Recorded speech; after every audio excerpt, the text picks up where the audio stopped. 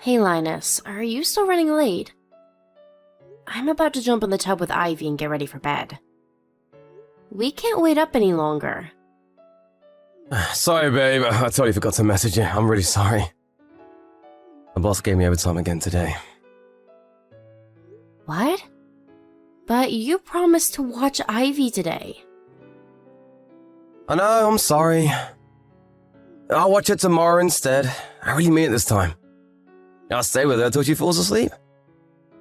You better follow through this time, Linus. I'm sick of you canceling on me. Yeah, I'm serious.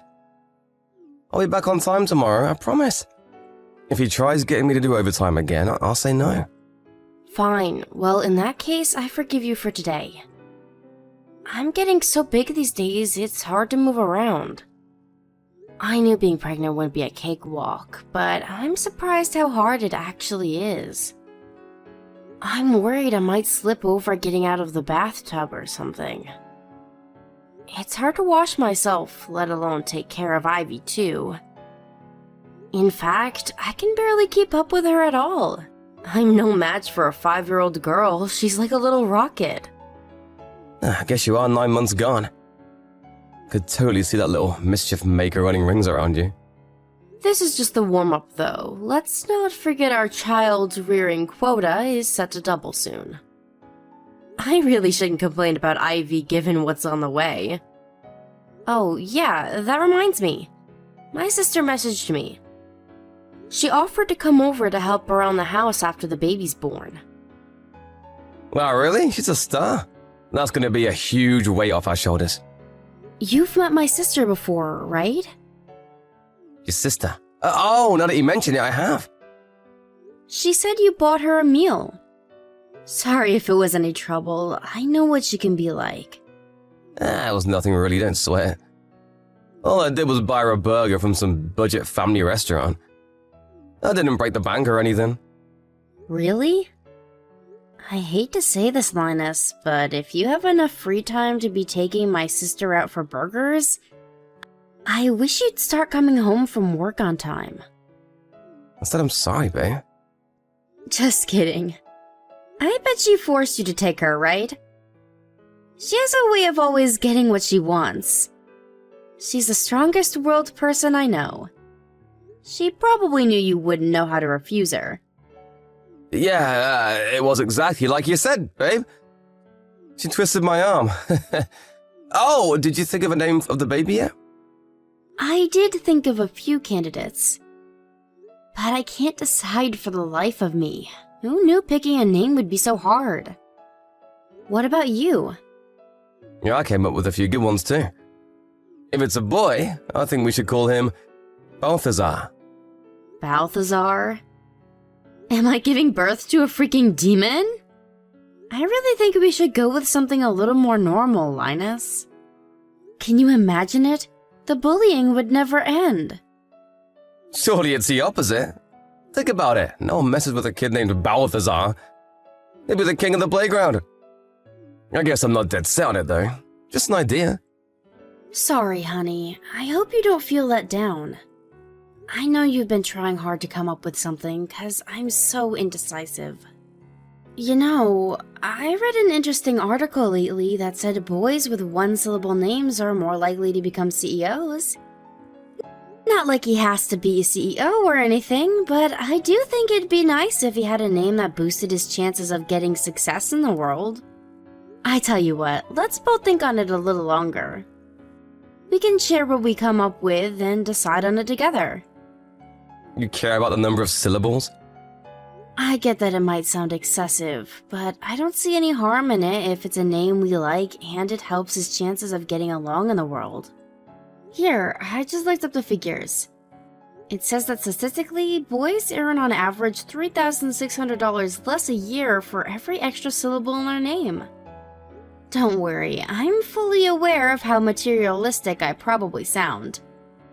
I just think it'd be cool if we could name our boy scientifically, you know? Linus, am I weird? I'd be lying if I said you weren't, babe. It's cool though. We knew that already. I really don't think syllables are that important though. It's not like he absolutely has to have a one-syllable name or anything. But this is our son we're talking about.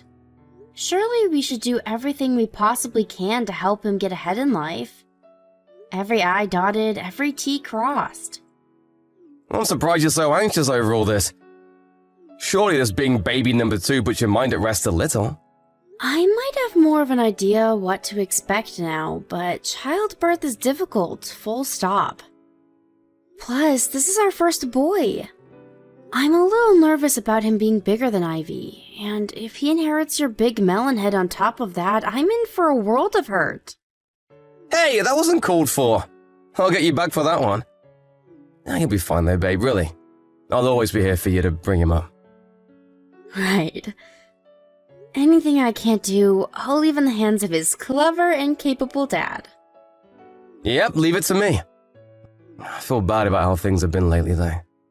Things have been so crazy at the office, I'm leaving you to do pretty much everything. I know work has been busy lately, and that's not your fault, but I do wish you to make an effort to make a little more time for Ivy. That's gonna be doubly so when the next one's born. Ivy started saying she misses you and asks why you're never around a few weeks back. Damn, am I really at the office that much? You barely spend any time with her. She'll forget you if you're not careful. Will you make sure to prioritize Ivy when our son's born? I'm gonna have my hands full with him. Apparently, it's not uncommon for the firstborn to get jealous and feel lonely when their new little sibling comes into the scene and suddenly starts stealing all their attention. I want us to create the kind of environment that makes it easy for her to accept her little brother and avoid her holding any negative feelings towards him. That's a good point. You're right. Sorry, the boss is shouting at me. I have to get back to work now. No problem, honey. Sorry for keeping you. Good luck. I hope you manage to get out before midnight. Hey Linus, you did book the day off work for the day after tomorrow, didn't you? Of course I did. Like I'll go to work on your due date. What do you take me for? I booked the whole week off. Great, thanks honey. I'm glad to hear that. I was worried you might forget with how busy you've been lately. No way. There's nothing more important to me. Besides, who's gonna watch Ivy if I'm at the office? Thank you. I put all of the necessary stuff together to make it as easy as possible for you. I wrote our kindergarten schedule and a to-do list in your notepad. Thanks, that's a big help. Oh, but what should I do if she's asleep? Should I wake her up? There's no rush. You don't have to wake her. Just bring her when she wakes up. But I want to see my son as soon as I can. Don't worry, I'll send you some pics straight away. Remember to let your mom know when he's been born, too. She said she wanted you to bring her to the hospital. What, my mom said that? Why can't she go herself? She drives more than anyone I know. Sure, she used to drive a lot, but apparently she's been feeling nervous out on the road lately. She says she limits her time in the car to short trips now. She mainly gets around with trains and buses these days. The roads are a lot busier at this time of year, so I get where she's coming from. You run into some total lunatics sometimes, and makes you wonder how they even got licenses. She does. You sure know a lot about my mom. And why do you think that is? Someone never messages her, so she always messages me instead. You're a grown man, Linus. You need to stop leaving your own mom on red. At least start acknowledging she exists. But she drones on like a goddamn record. I'll worry I'll fall asleep if I read the essays she sends me. But this is your mom we're talking about here. It's not like she has many people to talk to. She probably gets lonely. Would it really hurt to speak to her every now and then? You even turned her down when she offered to come and stay with us after the birth to help out with the kids and the housework. I felt so guilty you wouldn't believe. To be honest, I still do. What's worse, you made me turn her down. couldn't you at least have done it yourself? Sorry. I'm not laughing, Linus. Jeez, come on, babe. I'd never get a break if my mom lived with us. But you will when my sister moves in. She's a million times worse. Nah, I'm sure I'll get to relax with Helen around. She's super kind and cooks a mean steak. How do you know that? Has she cooked for you before? No, but I got to know her a little when I took her out for that burger. She showed me a bunch of pics of the meal she made on her Peep Book page. I got the impression she really enjoys cooking. Yeah, apparently she cooks for her boyfriend every day. I can vouch.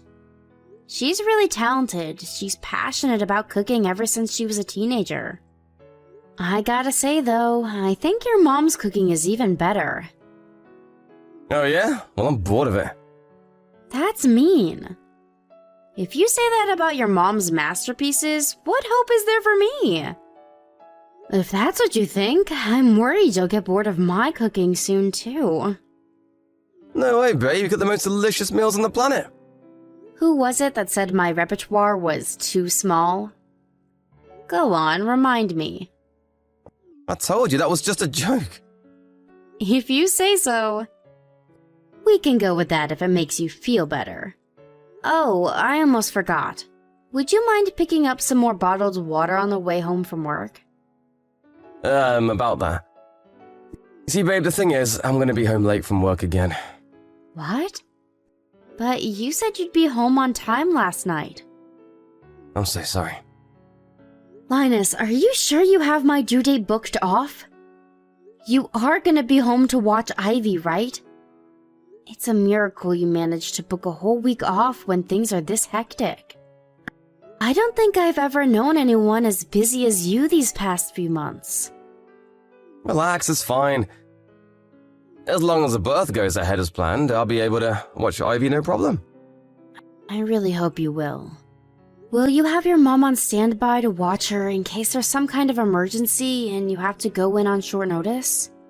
I won't take no for an answer on this one, even if you are allergic to messaging your mom. Fine, I will. We can't risk Ivy being left alone. Right. My mind will be at rest once your mom knows. Chill, you can count on me. I'll take good care of her while you're in hospital, trust me. Wendy, get yourself home immediately. Huh? Joan, what's going on? Can't you read? I just told you to get yourself home immediately. Move. To the house? Where else would home mean? I can't believe you left your 5-year-old daughter home alone. You have no right to be a mother. Huh? I'm about to give birth. There's no way I can come home right now. Lies. I just saw you go into that bar by the station. And please, why would you be on your phone if you were able to give birth? They have me on a bunch of meds, so it's gonna be mostly painless. The distraction of my phone is helping keep me calm, actually. Linus is home, right? Do you think I'd be this angry if he was? My son's nowhere to be seen. Is he still at work? Anyway, you can't drop the act. I saw you. I saw you go into that bar. I thought drinking while being heavily pregnant was bad enough. But to think you left your 5-year-old daughter home alone to do it. I'm in the hospital, I swear on my life. Please believe me. It's my due date today, surely you know that. Huh? Wait a sec. No way. That woman I saw going to the bar? Was it your sister? I remember you telling me you had a twin. Probably. I mean, it had to be. Was she heavily pregnant? Oh my god, I'm so sorry, Wendy. I only saw her face. Now that you mention it, I think she might have been slim. Don't worry about it. Me and her are identical twins. People get us mixed up all the time. But what's all this about Ivy being on her own? Is Linus really not home? I searched the place from top to bottom, but he was nowhere to be seen. I was there for at least 10 minutes, so he can't have gone to the store or anything. I was walking home from the station after work. That's when I saw your sister going to the bar. Then I saw Ivy out walking on her own. What? Ivy was outside alone? Right. That's why I was so astonished. To be honest, I saw red. I'm having a planned birth under anesthetic, so I was admitted to the hospital this morning. This has all been scheduled for weeks now. Linus said he was taking a week off work so he could be home to watch Ivy and spend some time with me and the baby after the birth. There's absolutely no reason he shouldn't be home. This makes no sense. What? Then what the hell is he playing at? Hold on, dear. I'll call him. Hang on a sec, Joan. Don't call him just yet. I'm gonna send my mom over to the house. Someone needs to be there to watch Ivy. Would you mind heading back over to that bar you saw my sister go into to check if she's still there? Huh? I have a hunch. I think Linus might be with my sister. But why on earth? I can't tell you why. I just have this gut feeling. Okay. Leave this to me and your mother. You just focus on giving birth to your son now, okay? I know this is the last thing you needed today, and it might be difficult to keep your mind off it. But I want you to know we're all here for you, and you have nothing to worry about. Ivy's in safe hands. Wendy, I'm sorry. I'm really, really sorry. There's no excuse for what I did. I'm sure you already heard from both of our moms. But I want a divorce. No, wait a sec! Let's at least talk things through first. Talk things through? What would be the point in that? Oh, you mean about the child support and compensation? Nah, not that. I mean, about saving our marriage. Our marriage is beyond saving. You cheated on me with my twin sister. I thought it was weird how she had a boyfriend all this time, but I'd never seen him or even any pictures. Turns out it was my own freaking husband. How could you do this to me? I feel broken. Not only did you cheat on me with my sister, but you abandoned me while I was giving birth to our son and left Ivy all on her own at the house to get drunk with her. What choice do I have but divorce? Oh man, I really screwed up, didn't I? I can't tell you how sorry I am, babe. I'm so disgusted with myself, you wouldn't believe. You deserve better. I'm so sorry. Please, babe, you know Ivy is really mature for a 5-year-old. I thought she'd be fine on her own for a little while. It's not like I planned on being out all day. Whether she's mature or not, she's still 5. Your mom found her wandering the street alone at night, for God's sake. She was so terrified in the house all on her own, she went out to try and find me. Do you have any idea how serious this is? Do you have any comprehension of what could have happened to her? I barely bear thinking about it. Did you even think it through? A 5-year-old is more than capable of unlocking a door, you moron. What would we have done if your mom didn't find her? I'm sorry. Sorry doesn't even begin to cut it. You did the worst thing imaginable as a husband and as a father. You're so despicable, I'm finding it difficult to talk with you right now. But our son was just born. Surely you can't raise them both on your own. It beats raising him with a cheating lowlife who left our daughter all on her own to get drunk with his lover, who just so happened to be my freaking sister. I'll take being a single mother over that any day. I mean, financially, how are you going to cope without my salary? Easy. You're going to send me child support. The silver lining here is that you're going to be legally obligated to send me enough money that me, Ivy, and our son can all live comfortably. And never want for anything until they're both adults. But it's going to be too hard for you to hold down a job while raising 2 kids on your own. You need to think this through. Please, baby. Don't ever call me baby again. You don't need to worry about me coping. We'll all be absolutely fine. I have the support of your mom and my family to rely on. And unlike you, they actually care about me and our children. They have my back, no matter what. Oh, by the way, Helen told me everything when I confronted her. She agreed to get out of mine and my family's lives for good. What? Don't tell me you're surprised. She cheated on me with my husband. Do you really think I can forgive her for that? I'm so sorry, I really mean it. I never meant to be unfaithful to you. Things just got out of hand is all. To say the truth, I was stressed. You were heavily pregnant and had been so long since well, you know. The pressure just kept building, and before long I could hardly take it anymore. That's when your sister invited me out for the meal. I knew you were identical twins, so I shouldn't have been nearly as surprised as I was. But Jesus, you really do look alike. It was like you were right there in front of me. If you think about it, what I did technically wasn't cheating. If anything, it just shows how attracted I am to you. You understand that, right, babe? Excuse me? Are you saying you cheated on me with my twin sister because she looks like me? You disgust me. I didn't think it was possible for you to be any more vile, but you just sunk to new depths. I can't believe this is happening. I did it because I love you, baby. I don't expect you to forgive me, but at least I want you to understand why it happened. I planned on ending things with her when Balthazar was born, I swear. Bullshit, scumbag. And our son is not called Balthazar, you freak. Stay out of our lives forever, you piece of low-life trash. Wendy, please calm down. Don't do this. You're making a mistake. I'll do anything for you to forgive me, anything. Just tell me what you want and I'll do it.